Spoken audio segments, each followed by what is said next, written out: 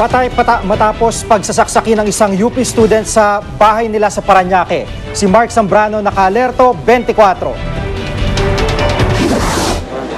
Gagraduate sana with honors sa kursong Political Science ang 22 anyos na si Francesca Grace Tabulog sa Abril. Excited daw ang dalagitang presidente rin ng isang Filipino-Korean student organization sa UP Diliman na makatapos at bumiyahe kung saan-saan. Pero nitong Huwebes, pinagsasaksak ng tatlong magnanakaw ang dalaga matapos pasukin ang kanilang bahay sa Better Living Parañaque dakong alas 10 ng umaga. Dinatnan ko siya sa loob ng bahay namin. Nakabulagta na. Inuga-uga ko siya para magising. Pero hindi na siya nagising nun. Mabait yung sister ko eh. Saka madami siyang pangarap. Marami kaming plano na magkakasama. Ayon sa ama ni Cheska, nahuli na raw ang tatlong suspect sa krimen. Inaabangan naman nila ang resulta ng otopsiya at investigasyon. Mark Zambrano naka-alerto 24. Mahigit 70 bahay sa loob ng isang compound sa Caloocan ng nilamon ng apoy ang tinuturong ugat, napabaya ang kandila. Si Dano Tingkungko naka-alerto 24. Ito ang bumulabog sa maimbing na tulog na may halos 200 pamilya ng Tabon Malaria sa Tala, Caloocan, pasado alauna na madaling araw. Itim na usok at nagngangalit na apoy ang lumamon sa mahigit 70 bahay sa compound na ito. Dahil gawa sa kahoy at iba pang light material sa mga bahay, mabilis kumalat ang apoy. Mahigit kalahating oras lang ay tinaas na sa ikatlong alarma ang sunog. Sa bilis na pagkalat ng apoy, marami sa mga nasunugan walang naisalba maliban sa suot nilang damit. Ang mag-asawang Reneo at Lily Cañete butit na alimpungatan daw sa sigawan ng mga kapitbahay. Kaya agad sila nakatakbo kasama ang mga apo. Ang masaklap, kamamatay lang pala ng kanilang 25 anyos na anak dahil sa atake sa puso. Bukas nga, ika-4 na pong araw ng kamatayan nito. Masama ang loob dahil wala na natirang lahat. Natukoy na ng Caloocan Fire Department ang bahay na pinagmulan ng sunog kung saan naiwang kandila raw ang dahilan. Aminado ang mga bumbero na nahirapan sila hindi lang sa pagpatay sa apoy, kundi sa pagpunta sa lugar. Bukod kasi sa kakulangan sa fire hydrant, malayo, makipot at sali-saliwa ang mga daan patungo sa lugar. Itong lokasyon ay wala tayong substation na dito malapit.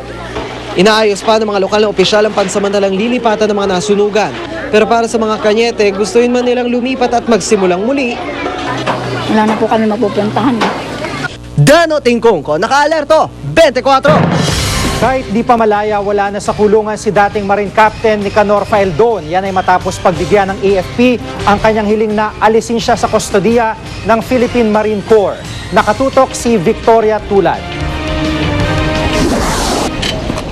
Alas 3 ng hapon nakalabas si Marine Captain Nicanor Faeldon mula sa kanyang piitan sa Fort Bonifacio. Tumanggi siya magbigay ng pahayag dahil may gag order daw, pero kita sa kanyang mukha ang kasiyahan. Sakay ng puting kotse, umalis si Faeldon sa lugar na 5 buwan din niya naging kulungan mula nang sumuko siya noong Hulyo noong nakaraang taon. Captain Faeldon has been authorized, given the authority to have a transfer of custody coming from here dito sa Philippine Marine. We had just received the authority for the transfer of custody only today, this afternoon. Simula ngayong araw, anuman ang kanyang galaw, ipaaalam ito ni Faeldon kay General Juancho Saban na commander ng Western Command. Si Saban naman na magpapatawag kay Faeldon tuwing diringgin ang kanyang mga kaso.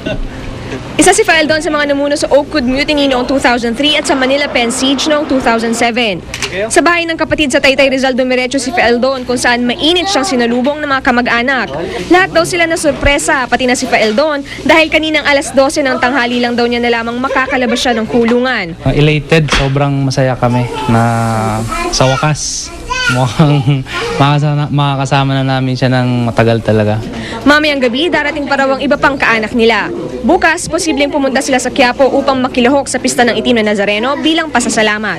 Ayon naman sa abogado ni Faeldon, pag-iisipan pa rin daw nila kung mag-a-apply si Faeldon para sa amnestia. Victoria Tulad, nakatutok, 24 oras.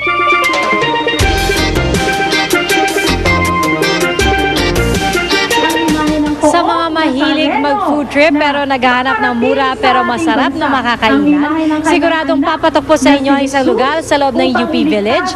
Yan ang tinutukan ni James Velasquez. Mula sa ating kahirapan. Foodies Paradise kung tawagin ang Maginhawa Street sa UP Village, Quezon City. Ano man ang trip ng iyong panlasa, tiyak na iyong makikita. May Italian food. Bestseller dito ang mga pizza tulad ng margherita, tre formaggio o 3 cheese pizza, carbonara at toasted ravioli. Tuwing maghahanda ka ng authentic Italian cuisine, kailangan fresh o sariwa ang lahat ng ingredients mo para dito. Kaya naman tuwing susubukan mo ang mga bestsellers na ito, isang kagat pa lang, siguradong babalik-balikan mo ang mga ito.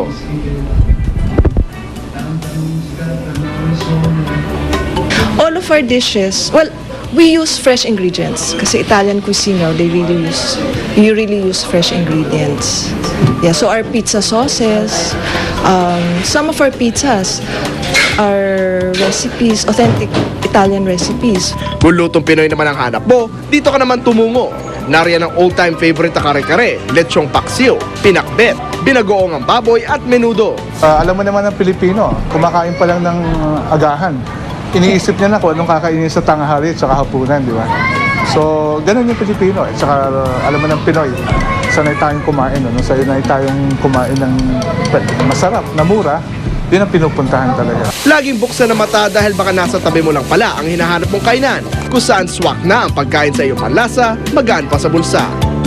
James Velasquez sa Katuto, 24 Oras.